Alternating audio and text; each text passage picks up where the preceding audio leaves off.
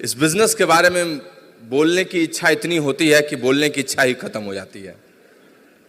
और कहते हैं कि silence is the best way to express anything. लेकिन एक शायर की बात मुझे याद आती है और इस बिजनेस के लिए कितना सही है वो। एक दिन खुदा से मेरी मुलाकात हुई। मान लीजिए एक दिन खुदा से मेरी मुलाकात हुई, थोड़ी ही सही पर बात हुई। मैंने उनसे पूछा ये बिजनेस कैसा है? उन्होंने बोला रिश्ता बनाए रखना बिल्कुल मेरे जैसा है, रिश्ता बनाए रखना बिल्कुल मेरे जैसा है।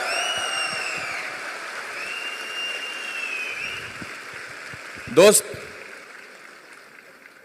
कहां कहां से उठ के लोग इस बिजनेस में आ जाते हैं और इस बिजनेस में एक बार मिल जाते हैं और इसकी संगत में रंग जाते हैं तो बिजनेस और इनमें कोई फर्क ही नहीं रह जाता, दोनों एक जैसे हो जाते हैं।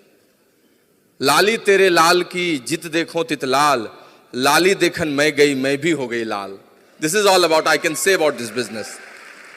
You can't discriminate a successful person and the pulses of this business.